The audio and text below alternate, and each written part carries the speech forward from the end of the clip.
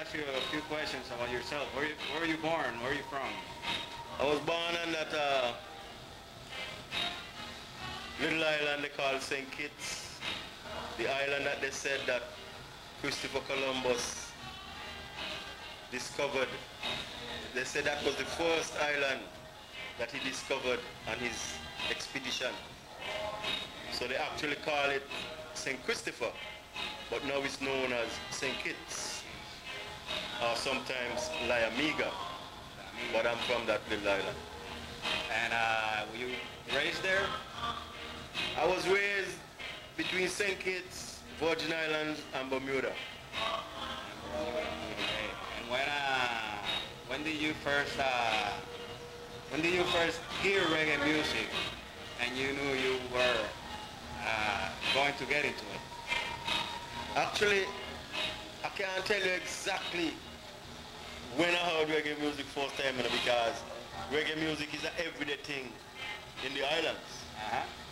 But I knew that there was a sound coming out of England at that time. It's a Jamaican sound. It's coming out of England. You know, that kind of evolved into what is now reggae. And from I heard that, man, I knew that I had to get my feet wet in that water. For real. And how did you get into playing music? Well, actually, I want to say that when I was born, you know, when they hit the baby, I think when they hit me, I started singing. Because from I was a little youth, I've been singing, not necessarily reggae, but I've been singing. And I'll be singing everywhere I go. And people sometimes used to say, I'm a coward. That's why I'm singing, because I live like in an alley and it's dark. But really, the music was in me. So I just used to belt it out. As a matter of fact, I'll give you a little story. When I was in St. Thomas in my early teens, like mid-teens, I was staying with a cousin of mine.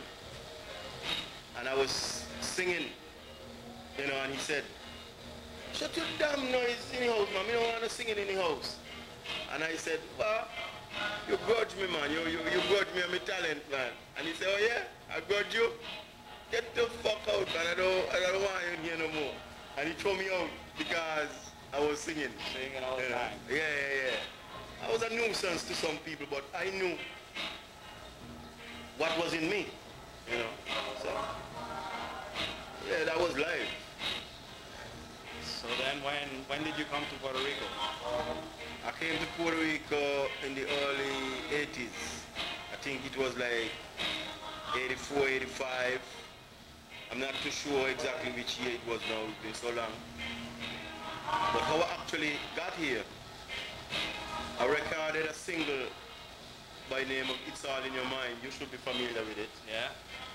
And there was this white guy from the States. His name was Kenneth. And he's a airbrush painter. And he used to airbrush t-shirts in St. Thomas. And he entered this competition. And he used my song, It's All in Your Mind, as a theme for that project. Okay. And he won. And the prize was a trip to Puerto Rico. So he took some of my music, came out to Puerto Rico, he let a few people hear it. The next was history. I got an invitation over here. I went to a comic strip in the Condado. I played there for a while, and then I used to play in 40 Leicester Street in Old Sangwang, a place named The Place. The Place, yeah. And the club owner, his name was Bob, and he gave me that club.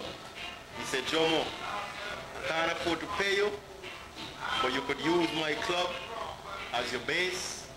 I would help you with the promotion, and anything you make come into the door is yours.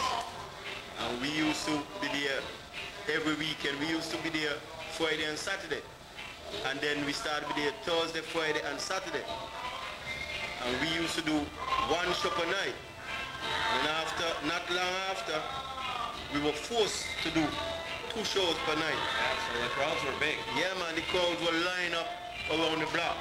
Well, I know because I went there a couple of times. You were too young. You were too young. I did go. Just messing with you, man. I know, yeah, thank you. But no, talk about that It's All in Your Mind song. I asked you before, but told you the story. I was walking around Condado, and this guy came and sold me this LP size 45 with the song on one side and the dub on the other side. And I asked him, might that have been you who sold me that? Sound very much like me. Yeah. Because I used to walk the streets of Puerto Rico and sell my music, man. So when you got here, you had already recorded that, and you recorded that in the Tough Gun Studios. Yeah, yeah. With So members of the Wailers. How did you hook up with Family Man Barrett and all those people? Just Rastafari. Because Bob played a big influence, you know, in the formation of my musical journey. And the bass man, he had me hooked because he was so melodious, man. So when I got the opportunity to go to record, I choose Tough Gun. And as I walked through the gates of Tough Gun, here was Family Man coming towards me, man. Like he's a godsend. Yeah. And I said, Rastafari, fams. So what happened, my brethren?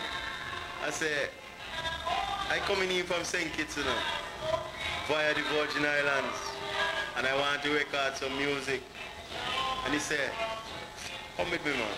And we went to Bob Marley's rehearsal studio, which was in the same yard of the rest is history. And that must have been right after Bob died, right? Not long after. That was in 83. Yeah, he died in 81. Right. That was the same year St. Kitts went independence. And actually, I went to record a song that I would have dedicated to St. Kitts independence. And I haven't recorded that song up to now. Oh, yeah? You know. Well, never too late. It's never too late. Instead, I did a track named It's All in Your Mind. You know, with the help of Family Man making the selections. You know, I recorded that. I recorded a few more: Warren, Freedom Song, Rock Me Tonight. And was that your first trip to Jamaica? As a recording artist, you know, I've been there earlier, just checking the vibes, you know. But when I was full and ready in '83, that was my first musical endeavor. So then you stayed here in Puerto Rico playing the plays, and when did you start leaving Puerto Rico, go to the States?